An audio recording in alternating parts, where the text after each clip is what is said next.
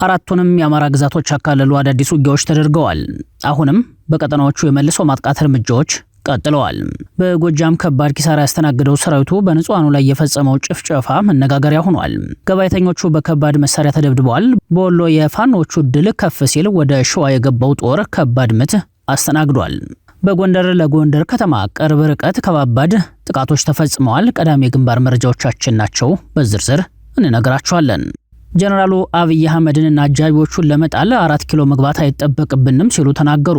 ወታደራዊ እቅዶችንና ስልቶችን በይፋ የገለጹት ጀነራሉ ለ4 ኪሎ ባለዝፋኖች አስደንጋጭ መልእክት ሆኗል። ሙሉ መልእክቱን እናካፍላችኋለን። ርዕሰ መስተዳደሩ በመድረክ ላይ ያሰሙት መልእክት ለበርካቶች ግራ አጋብቷል። አብይ አህመድና ርዕሰ መስተዳደሩ አሁንም የሴራ ዱላቸውን በህዝብ ጫንቃ ላይ አሳርፈዋል። ሌላኛው መረጃችን ነው። ከባህር ማዶ አሜሪካ በኢራን ላይ የወሰደችው እርምጃ ቀጠናውን አባብሶት አድሯል። ዓለም አቀፍ ስጋቶችም ጨምረዋል። በባህር ማዶ ዘገባችን ተመልክተነዋል። ሰላም ጤና ፍቅር የምንመኝላችሁ ውድ የብላክ ላይን ሚዲያ ቤተሰቦቻችን እናንተን ይመጥናሉ ብለን ያሰብናቸውን የተመረጡ ዕለታዊ የግንባርና ወቅታዊ መረጃዎችን ወደ እናንተ ይዘን ቀርበናል። ቻናሉን ሰብስክራይብ በማድረግ ቤተሰብ እንድትሆኑን እየጋበዝን ወደ መረጃዎቹ እናመራለን። በወሎና በጎጃም ቀጠናዎች ያገዛዙ ጦር ከባድ ኪሳራ አስተናገደ። በንጹሃን ላይ የሚፈጸመው የመድፍ ድብደባ ቀጥሏል። በአማራ ክልል በተለያዩ ቀጠናዎች በአገዛዙ ሰራዊትና በፋኖ አርበኞች መካከል የተካሄደው ውጊያ ተባብሶ የቀጠለ ሲሆን በተለይም በወሎ ቤት አማራ፣ ጎንደርና በጎጃም ግንባሮች ያገዛዙ ጦር ከፍተኛ የሰውና የቁስ ኪሳራ እንደደረሰበት ታውቋል። በጦር ሜዳው የገጠመውን ሽንፈት ተከትሎም ያገዛዙ ጦር መከላከያ የሌላቸው ንጹሃን ዜጎች በሚኖርባቸው መንደሮችና የገበያ ቦታዎች ላይ ያነጣጠረ ከባድ የመድፍ ድብደባ መፈጸሙ ተገልጿል። በወሎ ቤት አማራ ቀጠና ግዴማ ካፍታ ግንባር ለመንቀሳቀስ የሞከረው ያገዛዙ የብልጽግና ሰራዊት በሚኒሊክ ዕዝ አርበኞች የስቦ መምታት እርምጃ ሙሉ በሙሉ ማለቁ ተሰምቷል። ከሐምሌ 9 ቀን 2018 ዓ.ም ጀምሮ ያገዛዙ 11ኛ ዕዝ 203ኛ ኮር ከ81ኛ እና ከ87ኛ ክፍለ ጦሮች የተውጣጣ ሰራዊት በድሮንና በመካናይዝድ መሳሪያዎች ታግዞ ወደ ወግዴማ ካፍታ ከፍተኛ ወረራ ለማድረግ ተንቀሳቅሶ ነበር። ቁልፍ ወታደራዊ ቦታዎችን አስቀድመው ይዘው የነበሩት የ45ኛ መብረቅ ክፍለ ጦር 105ኛ ኮር አርበኞች የጠላትን ጦር ሆን ብለው ወደ ወጥመድ ካስገቡት በኋላ መውጫና መግቢያውን በመዝጋት ጥቃት ሰንዝረውባቸዋል። ሰራዊቱ አካባቢውን ተቆጣጥሬያለሁ ብሎ ሪፖርት በላከ በጥቂት ደቂቃዎች ውስጥ 5ኛው ሬጂመንት ሙሉ በሙሉ ተደምስሷል። በወደውጊያው 40 የሰራዊቱ አባላት የተገደሉ ሲሆን ይህ ቁጥር ሰራዊቱ በጭነት መኪናዎች ካነሳቸው አስከሬኖች ውጭ መሆኑም ተመላክቷል። 41 ደግሞ ቆስለዋል። ከተማረኩት የጦር መሳሪያዎች መካከል 14 ጥቁር ክላሽንኮቭና አንድ ታጣፊ ክላሽ፣ አንድ የኮሙኒኬሽን ሬዲዮ መገናኛ፣ 20 የእጅ ቦምብና 10 የስናይፐር ካዝና፣ 2 የዲሽቃ ሽንሽል ከ800 ተተኳሽ ጋር 2000 የብሬንና 3000 የክላሽ ተተኳሽ ጥይቶች በፋኖ ተማርከዋል። በዚህ ውጊያ ቆስለው እጅ ከፍንጅ የተማረኩ ከፍተኛ ወታደራዊ አዛዦችን፣ መስመራዊ አዋጊዎችንና የውጊያ መሐንዲሶችን ጨምሮ ከ15 በላይ የሚሆኑ ወታደሮች በሚኒሊክ ዕዝ የሕክምና ቡድን አስቸኳይ ሰብአዊ ሕክምና እየተደረገላቸው መሆኑ ተረጋግጧል። የተግባር ዓለም አቀፉን የጄኔቫ ኮንቬንሽን የጦር ሕግ ያከበረና የፋኖን ሰብአዊነት ያሳየ መሆኑ ተገልጿል። በተመሳሳይ በጎጃም ቀጠና ከባድ ምት ያስተናገደውና ኪሳራ የደረሰበት ያገዛዙ ጦር በቀል በሚመስል መልኩ የመድፍ አፈሙዙን ወደ ንጹሃን መንደሮችና የገበያ ቦታዎች አዙሯል። በጥቂት ቀናት ውስጥ ከ25 በላይ ከባድ መድፎች ተተኩሰዋል። በጀነራል መሐመድ ተሰማ የሚመራውና በመከላከያ የ6ኛ ዕዝ 602ኛ ኮር ስር የሚገኘው ጦር ከቆይ ከተማ በመነሳት በደባይ ጥላትገን ወረዳ በደብረ ኢየሱስ ታዳጊ ከተማ ላይ ከባድ የመድፍ ድብደባ ፈጽሟል። ዕለቱ ቅዳሜ የገበያ ቀን በመሆኑና ከ10 ቀበሌዎች በላይ የተሰበሰበው ገበያተኛ ለሰዓታት በከባድ መሳሪያ ተደብድቧል። በዚህ ጥቃት መኖሪያ ቤቶች ሙሉ በሙሉ ወድመዋል። በደብረ ኢየሱስ ከተማ በደረሰው ጥቃት ሰራዊት በእውቀት የተባለች የ19 ዓመት ወጣት ህይወቷ ሲያልፍ ታናሽ ወንድሟ አማን በእውቀት ከባድ ቁስለኛ ሆኗል። እናታቸው ወይዘሮ ታገኝ ገደፈው፣ የ79 ዓመቷ ጎረቤታቸው መነኩሴና የ13 ዓመቱ ታዳጊ አብርሃም ጌታቸው በጨዋታ ላይ እያለ ክፉኛ ቆስለው ወደ ክሊኒክ ገብተዋል። ከቆይ ከተማ የተወነጨፈው መድፍ በእነማይ ወረዳ በሚገኘው የቀባና ጤና ጣቢያ ላይ ከባድ የቁሳቁስ ጉዳት አድርሷል። ያገዛዙ ጦር በንጹሃን ላይ ጥቃት የሚሰነዝረው በግንባር እየደረሰበት ያለውን ሽንፈት ለመሸፈን መሆኑን የአካባቢው ምንጮች ይጠቅሳሉ። በተለይም በደጋ ዳሞት አካባቢ ለቀናት የዘለቀው ከባድ ውጊያ በፋኖ ኃይሎች የበላይነትና ደማቅ ድል መጠናቀቁ ታውቋል። በደጋ ዳሞትና አካባቢው የተንቀሳቀሰው ያገዛዙ ጦር በፋኖ ስልታዊ ማጥቃት ክፉኛ የተመታ ሲሆን በርካታ የወታደር ስብስቦች መበተናቸውና ቀሪዎቹም የያዙትን ከባድ መሳሪያ ጥለው ወደ መካነ ሰላምና ወደ ተለያዩ ዋና ዋና ከተሞች መሸሻቸው ተረጋግጧል። በሁለቱም ቀጠናዎች በወሎና በጎጃም ያገዛዙ ስርዓት ህፃናትን፣ ነጋዴዎችን፣ የሃይማኖት አባቶችና እናቶችን ኢላማ ያደረገ ጅምላ ጨራሽ መሳሪያዎችን እየተጠቀመ ቢሆንም የፋኖ ኃይሎች በበኩላቸው ወታደራዊ በላይነታቸውን እያስመሰከሩና የተማረኩ የጠላት ወታደሮችን በሰብአዊነት እየረዱ መሆኑን ከስፍራው ያገኘናቸው መረጃዎች ያመላክታሉ። በሌላ በኩል በጎንደርና በሸዋ ጠቅላይ ግዛት በተለያዩ ግንባሮች የሚንቀሳቀሱት የፋኖ አርበኞች ባደረጉት የተቀናጀ የመከላከልና የልዩ ኦፕሬሽን ስምሪት ያጋዙ ጦርና የመረጃ መረብ ላይ ከባድ ምት ማሳረፋቸውን ከየግንባሮቹ የወጡ መረጃዎች አመላክተዋል። በፋብን ጎንደር ጠቅላይ ግዛት በበላይ ዘለቀ እዝ የዳግማዊ ቴዎድሮስ ኮር ስር የሚንቀሳቀሰው የግዙፉ ጎንደር የበጋሻው ክፍለ ጦር የአጼ ፋሲለደስ ብርጌድ አርበኞች ከሐምሌ 10 ቀን 2018 ዓ.ም ጀምሮ በወሰዱት የላቀ የጸረ ማጥቃት እርምጃ ደማቅ ድል አስመዝግበዋል። ያጋዙ ጦር ከመገጭና ከጠዳ ከተማ በመነሳት በከባድ የጦር መሳሪያ ታግዞ በጎንደር ከተማ ምስራቃዊ አቅጣጫ በሚገኙት ዳዋና አምቦበር ቀበሌዎች ላይ ወረራ ለመፈጸም ተንቀሳቅሶ ነበር። ይሁን እንጂ የብርጌዱ አርበኞች የጠላትን የመካናይዝድ መሳሪያ የበላይነት ሳያስተናግዱ በራሳቸው የውጊያ ስሌትና የጦር ንድፍ የአውደ ግንባሩን የበላይነት በፍጥነት መቆጣጠር መቻላቸው ታውቋል። የታክቲክ የበላይነት የነበራቸው አርበኞቹ በወሰዱት ያልተጠበቀ የመልሶ ማጥቃት እርምጃ የጠላትን ጦር አከርካሪ በመስበር ሙሉ በሙሉ አሽመድምደውታል። በዚህ ተጋድሎ ያጋዙ ኃይል ጥቃቱን መቋቋም አቅቶት የተበታተነ ሲሆን 23 ወታደሮቹ ሙተውበታል። 3 ጥቁር ክላሽንኮቭ መሳሪያዎች፣ 153 የተለያዩ ተተኳሽ ጥይቶች፣ 8 የእጅ ቦምቦች፣ የብሬን ሽንሽሎችና ሌሎች ልዩ ልዩ ወታደራዊ ቁሳቁሶች በአርበኞቹ ቁጥጥር ስር ውለዋል። በቤተ መንግስቱ በቅርብ ርቀት በሚገኘው ሸዋ ጠቅላይ ግዛት የሚንቀሳቀሰው ያሳምነው እዝ 7 ክፍለ ጦር ባደረገው ጥብቅ የውስጥ ኦፕሬሽን ስራ በይፋትና ጥሙጋ አውራጃ የጠላትን የመረጃ መረብ መበጣጠሱን ይፋ አድርጓል። ክፍለ ጦሩ በይፋትና ጥሙጋ አውራጃ የፍራታና ግድም ክላስተር ስር በምትገኘው አላላ ከተማ ላይ ባካሄደው ልዩ ኦፕሬሽን ለጋዙ ታማኝ የውስጥ መረጃ አቀባይ ሆኖ ሲሰራ የነበረውና ሳይዶ በሚል ስም የሚታወቀውን ግለሰብ እስከ ወዲያኛው ማሰናበቱን አስታውቋል። የክፍለ ጦሩ ሪፖርተር ከግንባር በወጣው መረጃ መሰረት ግለሰቡ ቀደም ሲል በክፍለ ጦሩ በተደጋጋሚ ማስጠንቀቂያና ምክር ቢሰጠውም ድርጊቱን ለማቆም ፈቃደኛ ባለመሆኑ በናሁሰናይ ሻለቃ የቅኝት ቡድን አማካኝነት በተፈጸመ ጥንቁቅ ዘልቆ የመግባት ኦፕሬሽን እርምጃ ሊወሰድበት ችሏል። የሸዋ ጠቅላይ ግዛት አሳምነው እዝ ህዝብ ግንኙነት መምሪያ ባወጣው መረጃ በአገዛዙ ተከፋይ በሆኑና በህዝብ ትግል ላይ አደጋ በሚደቅኑ ባንዳዎች ላይ የሚወሰደው የማዳግም እርምጃ ተጠናክሮ እንደሚቀጥል አስታውቋል። ሌሎች መሰል ተላላኪዎችም ከዚህ ድርጊት ተምረው እጃቸውን እንዲሰበስቡ አሳስቧል። 4 ኪሎ መሄድ ሳይጠበቅብን ያጋዙን እድሜ ማሳጠር ይቻላል ሲሉ ጀነራሉ ተናገሩ። የህወሓት ከፍተኛ ወታደራዊ መኮንን የሆኑት ጀነራል ዮሐንስ ወልደ ጊዮርጊስ መልእክት በአገዛዙ ላይ የሚካሄደውን የትግል ስትራቴጂ አዲስ ምዕራፍ አመላካች መሆኑ የፖለቲካና የወታደራዊ ጉዳዮች ተንታኞች እየገለጹት ይገኛሉ። ጀነራሉ ጠላቶቻችንን ለመጣል የግድ 4 ኪሎ መሄድ አይጠበቅብንም በማለት የተናገሩት ንግግርም የአብይ አህመድን አገዛዝ ለመገርሰስና የህዝቦችን መብት ለማስከበር ዋና ከተማው አዲስ አበባ ወይም ሌሎች ትልልቅ ማዕከላት ላይ ብቻ ማተኮር እንደማያስፈልግ በግልጽ ያሳየ ነው።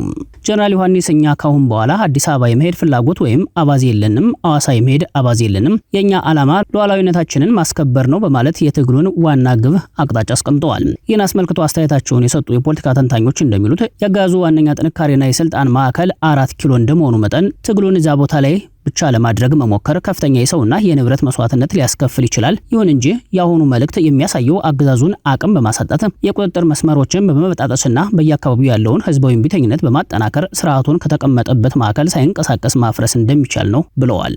የጀነራሉን ጥሪ ተገቢነት የሚያጠናክረው በአሁኑ ወቅት በሀገሪቱ እየተፈጸመ ያለው መጠነ ሰፊ ህዝባዊ ግፍና በስርዓቱ የሚዘወረው የጥላቻ ፖለቲካ መሆኑን ተንታኞች ያሰምሩበታል። አሁን ያለው አገዛዝ የዜጎችን ህይወትና ደህንነት ማረጋገጥ አለመቻሉ በየክልሎች የሚፈጸሙ የንጹሃን ግድያዎች፣ መፈናቀሎችና ድብደባዎች አገዛዙን የመንግስትነት ህጋዊነት ሙሉ በሙሉ አሳጥተውታል። አገዛዙ የራሱን እድል በራስ የመወሰን መብትን ማነቁ ህዝቦች በራሳቸው ጉዳይ ላይ የመወሰንና ሉዓላዊነታቸውን የማስከበር መብታቸው በኃይል ታፍኖ እንዲገኝ አድርጓል። ጦርነትና ግጭትን እንደ ስልጣን ማራዘሚያ በመጠቀም ህዝብን ለረሃብና ለከፋ ድህነት መዳረጉ እነዚህን ግፎችና እንቅፋቶችን ለማስወገድ ጠላትን አፈር ድሜ ለማብላት ከወዲሁ ስራዎችን መስራትና ራስን ማዘጋጀት ብቸኛው የነጻነት መንገድ መሆኑን የጀነራሉ ንግግር ያረጋግጣል። እንዴት እንጣለው የሚለው ደግሞ የተንታኞች ምላሽ ነው። ጀነራል ዮሐንስ ይህንን አገዛዝ ለመጣል የግድ 4 ኪሎ መሄድ አይጠበቅብንም፣ ታዲያ እንዴት እንጣለው ለሚለው ጥያቄ ራሳችንን አብቅተን መዘጋጀትና ስራዎችን መስራት አለብን ብለዋል። ተንታኞች ይህንን ተግባራዊ ለማድረግ የሚከተሉትን ነጥቦች በዋናነት ይጠቅሳሉ። የአምባገነኑን ስርዓት መዋቅር በየአካባቢው ማዳከም፣ የንብረትና የሀብት ምንጮቹን መቁረጥ፣ እንዲሁም የህዝብን እምቢተኝነት ማስተባበር 4 ኪሎ ሳይደርስ አገዛዙ በራሱ ጊዜ እንዲፈረካከስ የሚያደርግ የተሞከረና ውጤታማ የትግል ስልት ነው ብለዋል። የአካባቢን ሉዓላዊነት ማረጋገጥ፣ እያንዳንዱ ክልልና ማህበረሰብ የአገዛዙን ጣልቃ ገብነት በመከላከል የራሱን አስተዳደርና ደህንነት ራሱ ማረጋገጥ ሲችል የማዕከላዊ መንግስት አቅም በራሱ ይከስማል። የኃይል ስብጥርን ማዛባት አገዛዙ በየአቅጣጫው የሚነሱበትን ህዝባዊ ጥያቄዎች ለመመለስ የሚያስችል ወታደራዊም ሆነ የፖለቲካ አቅም ስለሌለው በተበታተነ መልኩ የሚደረጉ ጠንካራ ትግሎች ስርዓቱን በቀላሉ ያፈርሱታል። የጋራ መስዋዕትነትና ዝግጅት እነዚህን ጠላቶች ካላስወገድን ሰላም አናገኝም እንደተባለው ሁሉም አካላት ለዚህ የጋራ ተልዕኮ ራሳቸውን አብቅተው መዘጋጀትና በተቀናጀ መልኩ መንቀሳቀሳቸው አገዛዙን ከ4 ኪሎ ዙፋን ለመውረድ ወሳኝ መሆናቸውን አመላክተዋል። የጀነራል ዮሐንስ ወልደ ጊዮርጊስ መልእክት በአሁኑ ወቅት በአገዛዙ ግፍና በደል ለተማረረው ህዝብ አዲስ የትግል ስልትና ተስፋ የሰጠ ነው። 4 ኪሎን ለመቆጣጠር በሚደረግ ፊልሚያ ንጹሃንና መሰረተ ልማቶችን ለአደጋ ከመዳረግ ይልቅ የአገዛዙን ክንዶች በየቦታው በመቁረጥና የህዝብን መብት በራስ ትግል ማስመለስ ይቻላል የሚለው እሳቤ በብዙሃኑ ዘንድ ተቀባይነትን እያገኘ መጥቷል። የኦሮሚያ ክልል ርዕሰ መስተዳድር ሽመልስ አብዲሳ በአዳማ ከተማ በተካሄደ የመንግስት አመራሮች መድረክ ላይ ያደረጉት ንግግርና በዚሁ መድረክ ላይ የተከናወኑ ተግባራት በሰፊው እያነጋገሩ ይገኛሉ።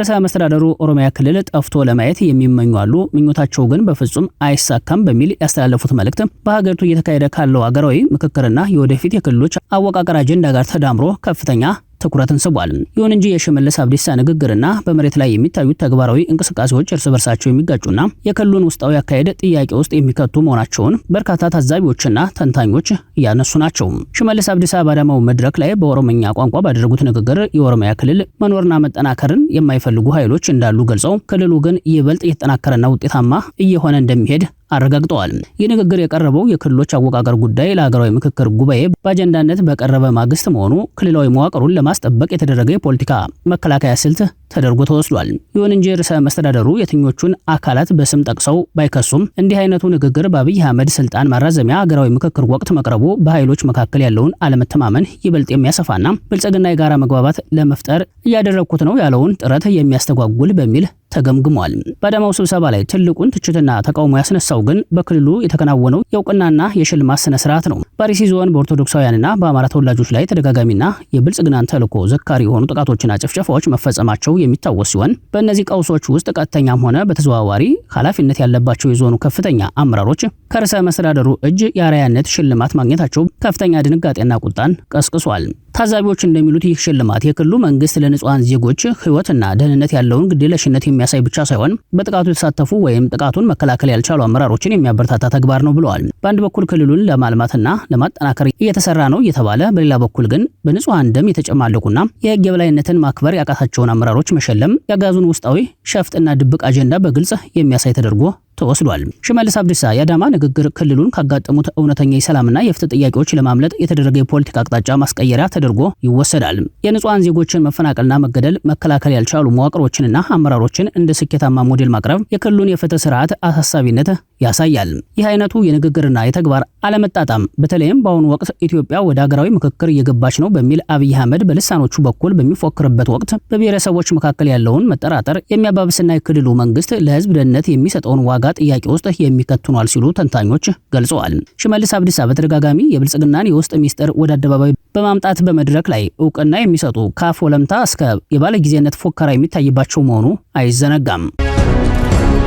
ከባህር ማዶ በአሜሪካና በኢራን መካከል የተኩስ አቁሙ መፍረስን ተከትሎ መጠነ ሰፊ ጦርነት አገረሸም። ቀጠናው በከፍተኛ ውጥረት ውስጥ ይገኛል። ቅዳሜ ለሁዳዳሩን ከባባድ ጥቃቶች ተፈጽመዋል። በፓኪስታን አደራዳሪነት ተደርሶ የነበረው የሰላም ስምምነት ሙሉ በሙሉ መፍረሱን ፕሬዝዳንት ዶናልድ ትራምፕ ይፋ ማድረጋቸውን ተከትሎ በአሜሪካና በኢራን መካከል ያለው ግጭት ወደ ከፋ ምዕራፍ ተሸጋግሯል። የአሜሪካ ጦር በኢራን ላይ ለሰባተኛ ተከታታይ ምሽት መጠነ ሰፊ የአየርና የባህር ላይ ድብደባ የፈጸመ ሲሆን ኢራን በበኩሏ በአካባቢው በሚገኙ የአሜሪካ አጋር ሀገራት ላይ የምትሰነዝረውን ያጸፋ ጥቃት አጠናክራለች። የአሜሪካ ማዕከላዊ እዝ በይፋዊ የኤክስ ገጹ ላይ ባወጣው መግለጫ የሀገሪቱ የጦር ኃይል ተዋጊ ጀቶችን፣ ድሮኖችንና የባህር ኃይል አቅምን በመጠቀም ለበርካታ ሰዓታት የቆየ ጠንካራ ድብደባ ማድረጉን አስታውቋል። ድብደባው ከእኩለ ሌሊት በፊት መጠናቀቁ የተገለጸ ሲሆን የቅኝት ጣቢያዎችና የወታደራዊ ሎጂስቲክስ መሰረተ ልማቶች፣ ከምድር በታች የሚገኙ የጦር መሳሪያ ማከማቻዎች፣ የኢራን የባህር ኃይልን አቅም የሚያዳክሙ ስልታዊ ተቋማት የጥቃቱ ኢላማዎች ነበሩ። የኢራን አብዮታዊ ዘብ በበኩሉ በዓለም አቀፍ ደረጃ እጅግ ወሳኝ በሆነው የሆርሙዝ ወሽመጥ ላይ በተቀበሩ ፈንጆች አማካኝነት 2 የነዳጅ ጫኝ መርከቦች መፈንዳታቸውንና በእሳት መያያዛቸውን የሀገሪቱ ፋርስ የዜና ወኪል ዘግቧል። ይሁን እንጂ ሲትኮም ይህንን መረጃ ያስተባበለ ሲሆን ልክ እንደ ሌሎቹ የአብዮታዊ ዘቡ መረጃዎች ሁሉ ይህም ፍጹም ሐሰት ነው ሲል አጣጥሎታል። በአሁኑ ወቅት በሁለቱ ኃይሎች መካከል በተቀሰቀሰው ውጊያ ምክንያት የዓለምን 20% የነዳጅ ዘይትና የተፈጥሮ ጋዝ አቅርቦት የሚያስተላልፈው የሆርሙዝ ወሽመጥ የመርከቦች እንቅስቃሴ እጅጉን ቀንሷል። አርብ ዕለት የአሜሪካ ባህር ኃይል ወደ ኢራን የሚሄዱ መርከቦችን ያገደ ሲሆን ቴህራን በበኩሏ በውሃ መስመሩ ላይ ሕግ ጥሰዋል ባለቻቸው መርከቦች ላይ እርምጃ መውሰዷን አስታውቃለች።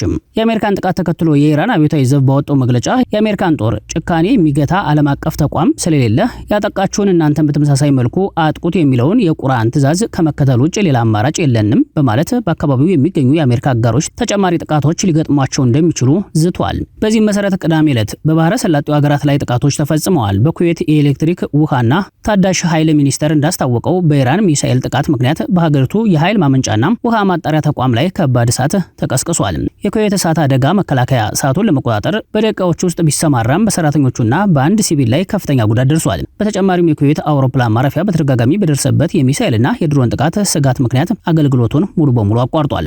በኩዌት አሪፊጃን የጦር ካምፕ የሚገኘው የአሜሪካ ጦር ድጋፍ ሰጪ ማዕከል የራዳር ተቋም መውደሙን አብዮታዊ ዘቡ አስታውቋል። የኢራን ብሔራዊ መገናኛ ብዙሃን እንደዘገቡት የአብዮታዊ ዘቡ ኃይሎች በባህሬን የሚገኘውና የአሜሪካ ጦር አውሮፕላኖች የተሰበሰቡበትን ሼክ ኤሳ የጦር ሰፈር እንዲሁም የደህንነት መረጃ ማዕከልን በከባድ መሳሪያዎች አጥቅተዋል። ሮይተርስ የዚህን ዘገባ ትክክለኛነት በገለልተኛ አካል ለማጣራት ያደረገው ጥረት በአካባቢው ባለው ውጥረት ምክንያት እስካሁን አልተሳካም ሲል ዘገባውን አጠናቅሯል። የዮርዳኖስ ጦር በበኩሉ በምሽቱ ውጊያ ወቅት ከኢራን ተወንጭፈው የሀገሪቱን የአየር ክልል ጥሰው የገቡ 10 ሚሳኤሎችን ማክሸፍ መቻሉንና ምንም አይነት የህይወትም ሆነ የንብረት ጉዳት አለማድረሳቸውን በይፋ ገልጿል። በዋሽንግተንና በቴህራን መካከል ያለው ይፋዊ የሰላም ስምምነት መፍረስ መላውን የመካከለኛው ምስራቅ ቀጠና ወደ ማብቂያ የሌለው የጦርነት አዙሪት ውስጥ እየከተተው ይገኛል።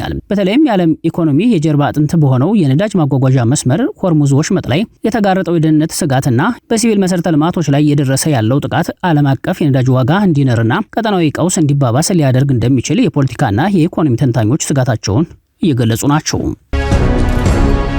ክቡራትና ክቡራን አድማጭ ተመልካቾቻችን ለሰዓቱ የነበረን የዜናና የመረጃ ስርጭታችን ይህንን ይመስል ነበር። ቻናሉን ሰብስክራይብ በማድረግ ቤተሰብ እንድትሆኑ ጋበዝን። በሰላም ዋሉ። ጤና ይስጥልን።